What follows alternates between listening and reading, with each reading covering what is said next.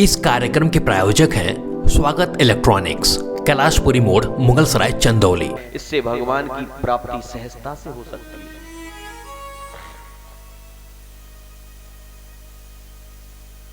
भजन करना चाहिए। आइए प्रसंग की ओर चलें। कल कथा में मनु शत्रुपा जी भजन के लिए निकले। बेटा उत्तानपाद को राजगद्दी पर बिठा दिया और भजन करने चल दिए। एक सुंदर सा जंगल देखा, बट वृक्ष देखा, वहां बैठ करके दोनों पति पत्नी भजन करने लगे। मंत्र जाप किया। कौन सा मंत्र? 12 अक्षर मंत्र पुनि जपहि सहित अनुराग। वासुदेव पद बंकरु दंपति मन अतिला। ओम नमो भगवते वासुदेवाय, इस मंत्र का दोनों पति पत्नी जप करने लगे। भोजन कैसा कर रहे हैं? करही आहार साग फल कंदा, करही आहार साग फल कंदा। सुमेरहि ब्रह्म सच्चिदानंदा, सुमेरहि ब्रह्म सच्चिदानंदा। बरस सहस 10 त्यागे सो, बरस सहस 10 त्यागे सोई। ठाड़े रहे एक पद दो, ठाड़े रहे एक पद दो। करही आहार साग फल कंदा, करही आहार साग फल कंदा। सुमेरहि ब्रह्म सच्चिदानंदा, सुमेरहि ब्रह्म सच्चिदानंदा। ओम नमो भगवते वासुदेवाय का जप कर रहे हैं दोनों दंपति। एक पैर से खड़े हुए, एक पैर से खड़े हुए। सहस 10, सहस माने 1000 और 10 माने 10,000 वर्ष तक एक पैर पर खड़े होकर के इसी मंत्र का जाप किया।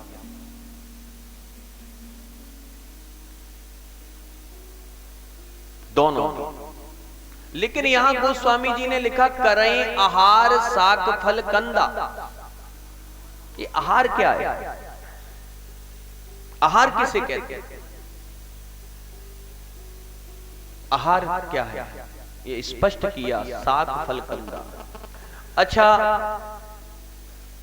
एक सुंदरकांड में चौपाई आती है, आप लोग सुंदरकांड पाठ करते हो। उसमें जब विभीषण जी से हनुमान जी मिले तो विभीषण जी ने कहा, हे हनुमंत लाल जी, हम तो निश्चर कुल में पैदा हुए हैं, भगवान की हम पर क्या कृपा होगी? तो हनुमान जी ने कहा, प्रात ले ही जो नाम हमारा, ते दिन ताहि न मिले आहारा। हनुमंत लाल जी कहते हैं, प्रात ले ही जो नाम हमारा, ते दिन ताहि न मिले आहारा। आहारा माने क्या है? हनुमान जी यही कहना चाहते हैं, हे विभीषण जी, आप क्यों इतना चिंता करते हो? आपको पता है हम तो बानर जाति में थे, हम पशु योनि में थे। हमारा कोई प्रातः उठ करके नाम लेता तो उसे भोजन नहीं मिलता था, लेकिन देखो राम जी की कृपा, आज हम पूजनीय हो गए। ये बताना चाहता है। लेकिन विद्वान अपने अपने मत को प्रकट करते। अगर ऐसा करें तो लोग कहेंगे क्या हनुमान जी के नाम से भोजन नहीं मिलता? अर्थ तो यही है, लेकिन विद्वानों को ने उसका पहले समझाया। आहारा क्या? तीन होते हैं, एक होता है आहार जो अभी आपने सुना, एक होता है आहारा और एक होता है प्रसाद। यहां जो सुंदरकांड में आया वो आया करई प्रात ले जो नाम हमारा, तेई दिन ताय न मिले आहारा। आहारा तो पहले हमें आहारा समझना पड़ेगा। तो आहार तो हम समझ ही गए, शाक फल कंदा, करें आहार शाक फल कंदा, यानी फल फलूट सब्जियां, इनको क्या कहते हैं? आहार। गोस्वामी जी ने यहां स्पष्ट किया, लेकिन यहां आहार नहीं, सुंदरकांड में आया है आहारा, तो इसको समझना पड़ेगा। अब आप देखिए, थोड़ा जाइए आगे राम कथा में, जब हनुमंत लाल जी समुद्र को पार कर रहे हैं जानकी जी की खोज, तो बीच में एक राक्षसी मिली जिसका नाम था सुरसा। ये सुरसा जो थी अहिन की, यानी सर्पों की माता थी। जब ये मिली तो इसने हनुमान जी को देखा, रोक लिया, बोले रुक जाओ। और हनुमान जी को देख करके ये राक्षसी ने क्या कहा, गोस्वामी जी ने लिखा कि आज सुरन मोय दीन आहारा। आप ध्यान देना, वहां स्वरसा नाम की राक्षसी क्या कहती है? आज सुरन मोय दीन आहारा, आज देवताओं ने मुझे आहारा दिया। आहारा। अब सुरसा कौन है? राक्षसी। अच्छा एक चीज बताओ, हनुमंत लाल जी कोई लड्डू पेड़ा खीर तो थे नहीं? क्या लड्डू पेड़ा खीर थे जो उनको देख करके राक्षसी कह रही है आज सुरन मोय दीन आहारा, आज देवताओं ने मुझे आहारा दिया, भोजन दिया? अरे वो तो मांस मज्जा के बने हुए थे, और मांस मज्जा अस्थियों को देख करके बने हुए हनुमंत लाल जी को देख करके सुरसा नाम की राक्षसी कहती है कि आज सुरन मोय दीन आहारा। तो यहां थोड़ा सा संकेत मिला कि आहारा माने क्या होता है? मांस। बोले महाराज स्पष्ट नहीं हुआ, ये तो आपने लगा दिया, स्पष्ट करो बिल्कुल क्लियर। चलो ठीक है, अब आ जाओ किष्किंधा कांड। किष्किंधा कांड में थोड़ा पीछे आओ, जिस समय जानकी जी की सुध लेने के लिए बानर भालू गए हुए थे, और बानर भालू समुद्र के किनारे पहुंच गए। बहुत सारे बानर भालू, जामवंत जी भी थे वहां, हनुमंत लाल जी भी थे, अंगद थे, सब थे। वहां बैठे बानर वालू मतगणना कर रहे हैं। जामवंत जी कह रहे हैं मैं वृद्ध हो गया हूं, अन्यथा मैं लांग जाता। अंगद कहता है मैं जा तो सकता हूं, लेकिन लौटने में बड़ा संशय है। हनुमान जी भी बैठे हैं वहां। बंदरों की चहचहाट सुनी तो आप ध्यान देना, वहां समुद्र के किनारे एक गुफा में, पर्वत में एक गीध रहता था जिसका नाम था संपाति, जो जटायु का भाई था। एक बार जटायु और संपाति में सूर्य के पास पहुंचने की बहस हुई। दोनों भाइयों ने उड़ान भरी। जटायु को जब सूर्य का तेज लगा तो ये बीच में से ही वापस आ गया, लेकिन संपाति उड़ता रहा, उड़ता रहा। और जैसे ही सूर्य के निकट पहुंचने वाला था, सूर्य के तेज से उसके पंख जल गए और धड़ाम से पृथ्वी पर गिर पड़ा समुद्र के किनारे। संपाति गीध जाति का था। चंद्रमा नाम के ऋषि वहां आए, उन्होंने बताया चिंता ना करो, एक दिन भगवान श्री राम के दूत बनकर के बानर भालू आएंगे, उनका जब तुम्हें दर्शन होगा तुम्हारे पंख निकल आएंगे। आज वहां बानर भालू बैठे हुए चर्चा कर रहे हैं। बहुत वर्षों से, हजारों वर्षों से उस गुफा में बैठा हुआ है। धीरे धीरे संपाति निकल करके बाहर आया। बाहर आकर के देखा बहुत से बानर भालू, प्रसन्न होने लगा। और गोस्वामी जी ने चित्रण खींचा, वो बानर भालुओं को देख करके क्या कहता है कि आज उदर भर करो आहारा। यहां भी आ गया, आज पेट भर करके आहारा करूंगा। अब एक बात बताओ, गीध क्या खाता है? बताओ। गीध मांस खाता है। गीध का भोजन क्या है? मांस। और जब अपने पसंद कोई भोजन मिलेगा तभी तो कहेगा कि पेट भर के खाऊंगा। भाई जब अपने पसंदीदा कोई भोजन सामने होगा तभी तो ये कहा जाएगा कि आज तो पेट भर के खाऊंगा, बहुत स्वादिष्ट है। तो बानर भालुओं को देख करके वो क्या कहता है कि आज उदर भर करो आहारा, आज मैं पेट भर करके खाऊंगा। तो यहां स्पष्ट हो गया कि आहारा माने क्या होता है? मांस। मांस। आहार माने क्या होता है? शाक फल कंदा। और आहारा माने मांस। लेकिन यहां सुंदरकांड में हनुमान जी क्या कहना चाहते हैं, इसका अर्थ विद्वानों ने किया कि प्रात ले जो नाम हमारा, तेई दिन ताय न मिले आहारा। हनुमान जी कहना चाहते हैं, हे विभीषण जी, प्रातः उठ करके जो हमारा नाम लेता है उसे ना तो आहार मिलता है ना आहारा मिलता है, उसे तो मेरे राम जी का प्रसाद मिलता है। ये कहना चाहते हैं।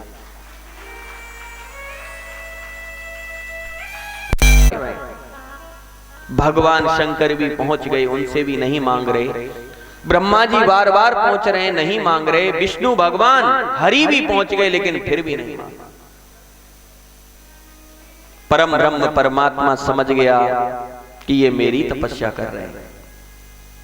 तुरंत आकाशवाणी हो गई, निराकार ब्रह्म की आकाशवाणी हुई। गोस्वामी जी ने चित्रण खींच दिया। मांगो मांगो बर भई नभ बानी,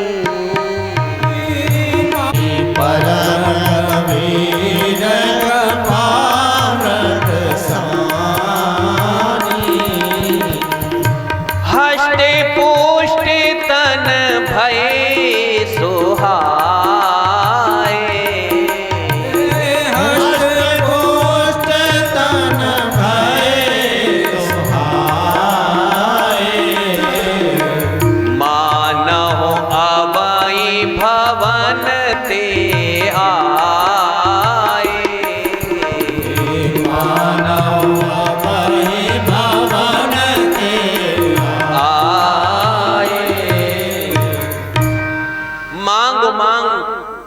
नई भई नव बानी।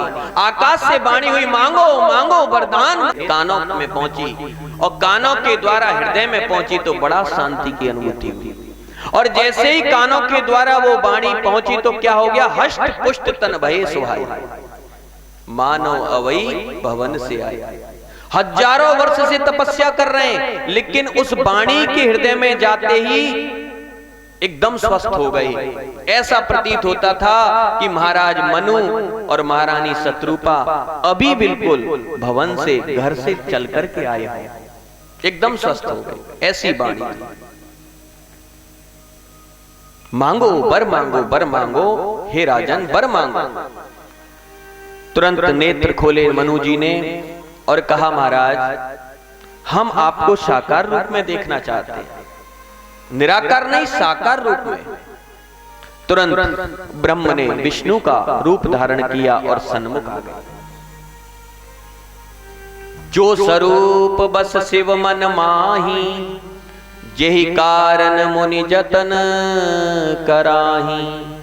देखें हम स्वरूप भरि लोचन, कृपा करहु प्रणतारति मोचन। हे नाथ, जो शंकर भगवान के मन में हमेशा रमण करता है, ऐसे स्वरूप को आपके हम देखना चाहते हैं। शंकर भगवान किसको देखते हैं? राम जी को। राम जी का रूप चाहते हैं। भगति बछल प्रभु कृपा निधाना, विश्ववास प्रगटे भगवान। जैसे ये इच्छा जागृत की, भगवान श्री राम सामने प्रकट हो गए। नील सरोरुह नील मणि, नील नीरधर श्याम। लाजे तन शोभा निरखे, कोटि कोटि सत्काम। नीला जिनका वर्ण है, दीर्घांग कर्ण नेत्र है मोटे मोटे, सुंदर अलकावली है आजान बाहु। करोड़ों कामदेव जिनसे लज्जित हो जाएं, ऐसा स्वरूप भगवान ने प्रकट होकर के सामने दिखाया। गदगद हो गए मनु जी और शत्रुपा। फिर पूछा, राजन मांगो तुम्हें क्या चाहिए। एक तरफ तृप्ति नहीं हो रही मनु जी की, देखते जा रहे। इतना रसमय स्वरूप भगवान का है, बड़ा सुंदर स्वरूप, निहारते जा रहे हैं। भगवान ने कहा, अब बहुत निहार लिया राजन, अब तो मांगो। बोले, कृपा निधान पुनि अति प्रसन्न मोहि जान, मांगो बर जोई भाव मन महादानी अनुमान। हे राजन, हे महारानी, आपको जो भी वर चाहिए, जो तुम्हारे मन में हो वो मांग लो, मैं देने के लिए तैयार हूं। दान शिरोमणि कृपा निधि नाथ कयो सति भाव। मनु जी ने कहा, महाराज आप देना चाहते हो, बिना दिए काम नहीं चलेगा। बोले नहीं, आप मांगो, हम देंगे आपको। तो बोले ठीक है, मैं मांग रहा हूं नाथ, मुझे अगर देना चाहते हो तो दो। दान शिरोमणि कृपा निधि नाथ कयो सति भाव, चाहो तुम्हें समान सुत प्रभु सन कवन दुराव। आप मुझे अगर देना चाहते हो तो फिर मुझे अपने समान पुत्र दे दो, अपने समान, अपने जैसा मुझे पुत्र दो। अब देखो यहां पे बड़ी सोचने की बात है। यहां पर मनु जी ने कहा अपने समान, यानी उनको नहीं मांगा, उनके जैसा मांगा। उनको मांगना होता तो कहते आप पुत्र बन के आ जाओ, लेकिन यहां लिखा गोस्वामी जी ने, चाहो तुम्हें समान, तुम्हारे जैसा पुत्र चाहता। अब समान किसको लेके आए प्रभु? जब कौशल्या और दशरथ जी के यहां अवतार लिया तो जो भरत जी थे वो राम जी के ही तरह थे। भरत राम ही की अनुहारी, भरत राम ही की अनुहारी, सहसा लखिना सकै नर नारी, सहसा लखिना सकै नर नारी। भरत राम ही की अनुहारी, सहसा लख न सके नर नारी। भरत जी और राम जी एक से दिखते थे बिल्कुल, वही नीलवर्ण, वही स्वरूप, वही तिल, वही रेख, वही सिद्धांत, वही नियम, सब कुछ एक साथ था। क्योंकि मनु जी ने मांगा था, चाहो तुम्हें समान। तो समान किसको लेके आए? भरत जी को। लेकिन उनके जैसा तो और कोई था नहीं, तो खुद भी आए। किसके रूप में? राम के रूप में। आप सरेस कहां खोजो जाई, आप सरेस खोजो जाई, नृप तव तनय होव में आई, नृप तव तनय होव में आई। आप सरेस खोजो जाई, आप सरेस खोजो कर जाई। भगवान ने वरदान दिया, मैं अपने समान, अपने से अलग किसको खोजूंगा, मैं खुद ही तुम्हारे यहाँ पुत्र बन करके आऊंगा। भगवान ने वरदान दिया। फिर शत्रुपा की तरफ भगवान ने देखा, देवी तुम भी कुछ मांगो, तुमको क्या चाहिए? तो देखो कितनी चतुराई दिखाई शत्रुपा जी ने, ध्यान देना। पहले तो क्या बोली? जो वरुनाथ चतुर नृप मांगा, जो वरुनाथ चतुर नृप मांगा, सोहि कृपाल मोए अति प्रिय लागा, सोहि कृपाल मोहे अति प्रिय लागा। जो वरुनाथ चतुर्वर मांगा, जो वरुनाथ चतुर नृप मांगा। भगवान से कहने लगी, हे नाथ, जो मेरे स्वामी महाराज ने मांगा है वही वर मुझे अति प्रिय है, क्योंकि महाराज मनु को छोड़ना नहीं चाहती। इस जन्म में नहीं, अगले जन्म में भी मैं इन्हीं की अर्धांगिनी बनूं, और जो इन्होंने वर मांगा है, जो आपको पुत्र के रूप में, वो पुत्र का आनंद मेरी गोद में हो, मैं उसका आनंद लूं, ये मांगा। भगवान ने कहा, ये तो हम इनको दे चुके, और भी कुछ मांग लो। तो बोले, अच्छा प्रभु, आप देना चाहते हो तो सुनो। और महाराज से बहुत आगे पहुंच गई शत्रुपा जी, और क्या मांगती है सुनो। सोई सुख सोई गति सोई भगति, 6 वरदान आगे मांगी।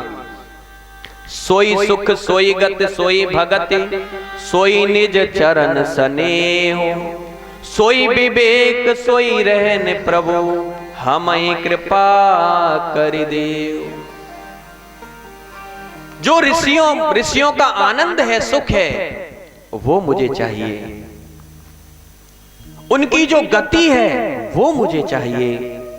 वो जो भक्ति करते हैं महाराज, ऐसी भक्ति मुझे चाहिए। उनके चरणों में, जो आपके चरणों में उनका जो प्रेम है, वो मुझे चाहिए। सोई विवेक, जो ज्ञान होता है आपको प्राप्त करने का, वो ज्ञान भी मुझे चाहिए। सोई रहनी, आपको पाने के लिए जैसी रहनी होती है वह भी मुझे चाहिए। यह सब भगवान, हे नाथ, मुझे चाहिए। 6 वरदान आगे पहुंच गई। भगवान मुस्कुराने लगे, तथास्तु कह करके भगवान प्रसन्न हुए। फिर मनु शत्रुपा अपने नगर की ओर आए, भगवान अंतर्ध्यान हुए। तह करे भोग बिलास, तात गए कछुकाल पुनि, होई अवध भुआल, तब में होव तुम्हार सुत। भगवान ने कह करके गए, देखो अभी तुम्हारा जीवन है, तुम अपने भोग भोग करके जब इस शरीर का अंतस्थ हो जाएगा, आपका दूसरा जन्म अयोध्या में दशरथ चक्रवर्ती के रूप में होगा, और हे शत्रुपा जी, आप कौशल्या के रूप में प्रकट होगी, तब मैं आपके यहाँ पुत्र बन करके आऊंगा। भगवान ने वरदान दे दिया। बड़े प्रसन्न हो गए दोनों, राजा और रानी। उसके बाद भगवान अंतर्ध्यान हुए। इधर मनु शत्रुपा आए हैं, आकर के उन्होंने संसारिक कार्य जो थे वो किए।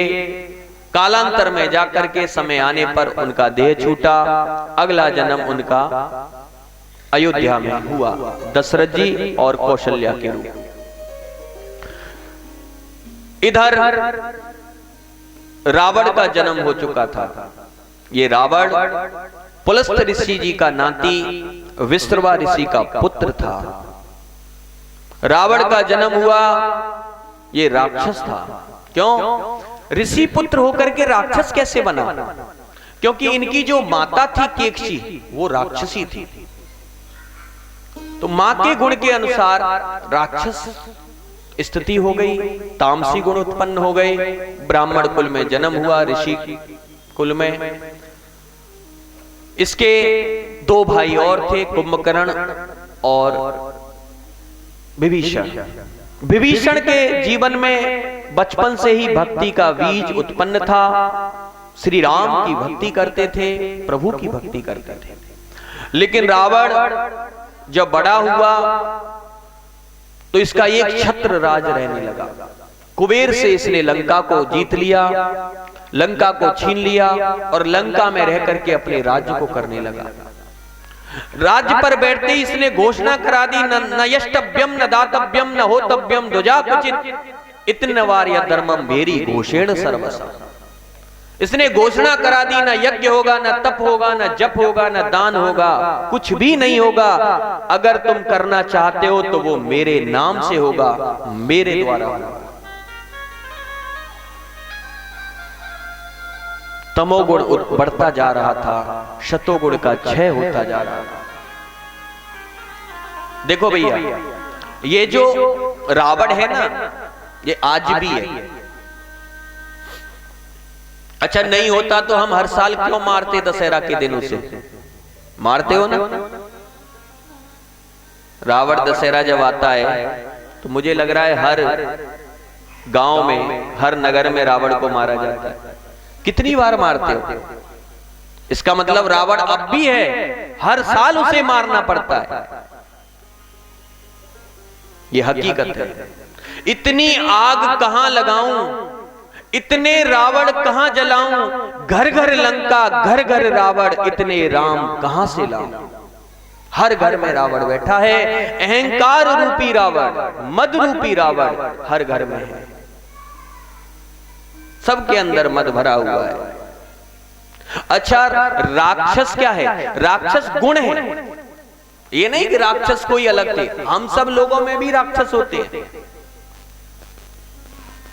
राक्षस प्रवृत्ति के लोग होते हैं, प्रवृत्ति होती है, गुण होते हैं।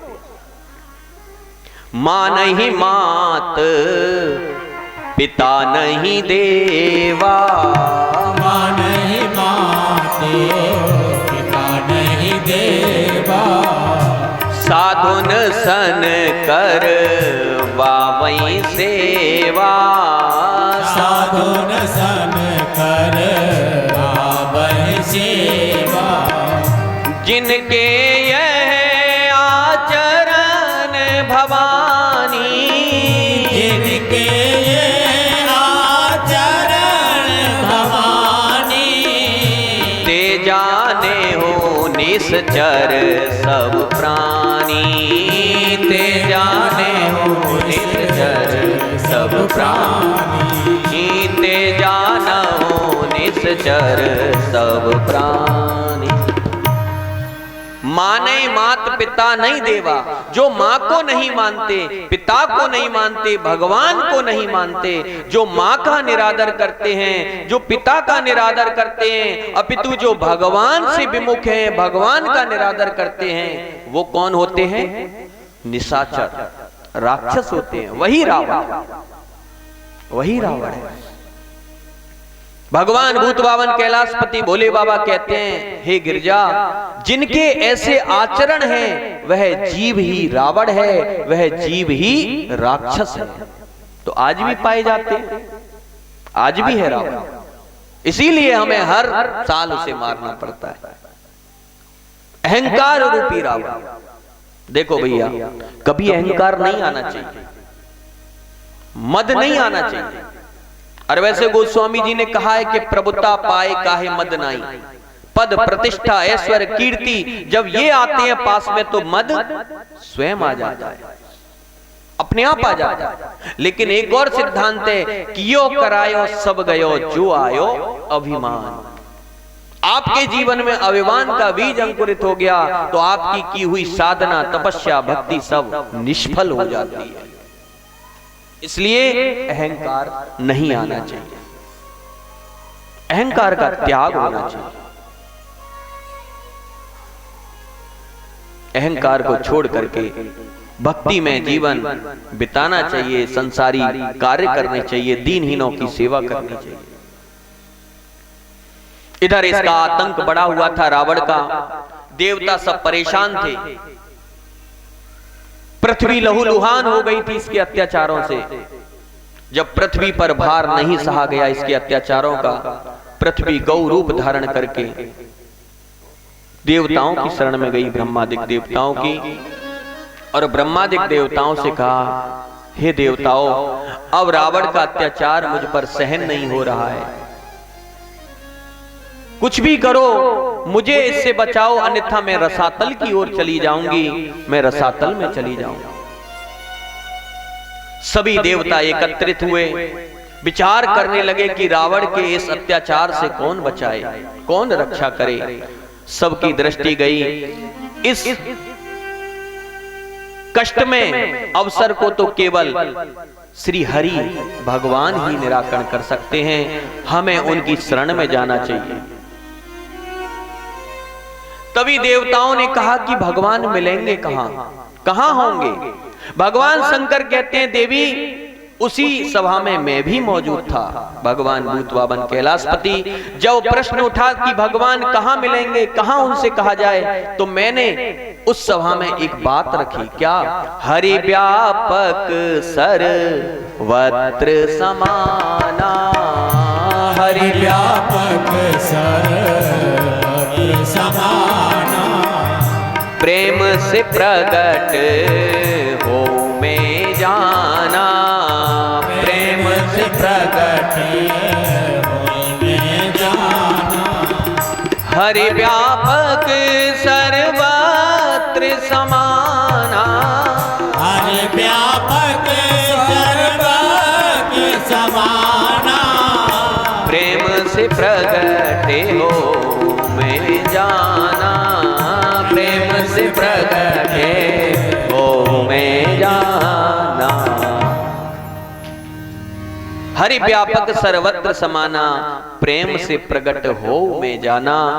भगवान शंकर कहते हैं, हे गौरा, हे गिरजा, मैं उस सभा में था तो मैंने अपनी बात रखी कि भगवान तो हर जगह है, प्रेम से प्रकट होते हैं प्रभु।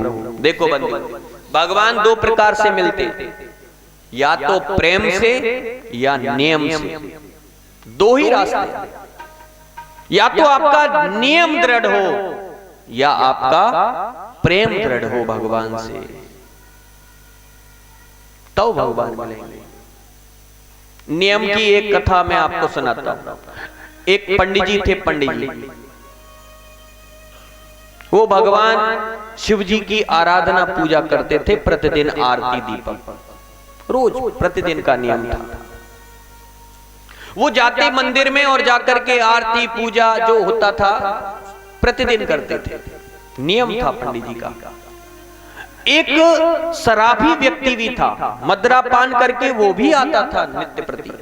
वो शाम को आता था और शाम को आकर के वो भगवान शिव जी के मंदिर में देखता कि पैसे चढ़े हुए या नहीं। जो पैसे वहां होते चढ़े हुए, भक्त चढ़ा जाते, उनको उठाता ले जाता और उसकी मदरा खरीद करके पीता था। उसका ये नियम था। पंडित जी भी रोज आते थे और शराबी भी रोज आता था शिव जी के मंदिर में। अच्छा, जिस दिन पैसे कुछ कम होते ना, तो वो गालियां देता था भगवान को। आज तो इतने रुपए कम हो गए, अब इसमें बोतल कैसे आएगी, गालियां देने लगता था। रोज का नियम था उसका, शराबी। एक दिन क्या हुआ बंधुओं कि बहुत तगड़ी बारिश हो रही थी, आंधी तूफान आया, पेड़ गिरने लगे, भूकंप आ गया। तो पंडित जी की जो पंडितानी थी, उन्होंने कहा, देखो जी, आज तो बाहर मत निकलो, पेड़ गिर रहे हैं, भूकंप आ रहा है, आंधी तूफान है, बारिश है, ऐसा करो आज मत जाओ, कल चले जाना पूजा करने। पंडितानी की बात मान करके वो पंडित रुक गया। पंडित नहीं आया, लेकिन जो शराबी था, जो मदरा पान करता था, वो उस दिन भी आया आंधी तूफान में, झूमता हुआ आ रहा था। और उसने मंदिर में घुस करके देखा कि उस दिन तो एक भी रुपया नहीं था, क्योंकि कोई भक्त आया ही नहीं था। अब जैसे ही देखा कि 1 रुपया नहीं चढ़ा है, तो उसे क्रोध आया और क्रोध में आकर के उसने क्या किया कि अपनी पादुका निकाली और भगवान को ही मारने लगा, गालियां देने लगा। आज 1 रुपया नहीं आया, अब मैं दारू कैसे पीऊंगा, बहुत सारी गालियां। जब उसने अपनी पादुका निकाल करके ऐसा अत्याचार किया कि भगवान भूत बावन कैलाशपति प्रकट हो गए और प्रकट होकर के बोले, बरम ब्रूही वत्स, वरदान मांगो, वरदान मांगो, वरदान मांगो। अब उसका नशा उतर गया। उसने कहा, मैं तो इन्हें गालियां देता था, मैं तो इन्हें, आज तो मैं इनकी पिटाई कर रहा था, और ये कह रहे हैं वरदान मांगो। उसने ऐसे करके झटक के देखा कि मैं कोई सपना तो नहीं देख रहा। भगवान ने कहा, वरदान मांगो बेटा, हम बहुत प्रसन्न हैं, आप वरदान मांगो। उसने कहा, ये कैसे हो सकता है? उसका नशा उतर गया। बोले, प्रभु, मैं तो आपके साथ बहुत दुर्व्यवहार करता हूं प्रतिदिन, आप मुझे वरदान देने की बात कर रहे हो, आपने मुझे दर्शन दिया, आप प्रकट हो गए। भगवान भोलेनाथ ने मुस्कुरा करके कहा, मैं तुम्हारी भक्ति को नहीं देख रहा हूं, मैं तुम्हारी नियम को देख रहा हूं। आज वो पंडित नहीं आया आंधी तूफान देख करके, लेकिन तू आज भी आ गया ऐसी अवस्था में, इसलिए तू नियम का पक्का है, इसलिए मैं प्रसन्न होकर के तुझे वरदान देना चाहता हूं, वरदान। तो भगवान को 2 प्रकार से पाया जा सकता है। अब आप ये मत कहना कि गुरुजी ने या महाराज जी ने कहा कि ऐसा करना है, नहीं नहीं, ये तो एक उदाहरण है समझाने का तरीका। भगवान तो नियम और प्रेम, भक्ति वाला नियम करना है, दुराचारियों वाला नहीं करना है। शक्ति मीडिया अब आपके शहर में।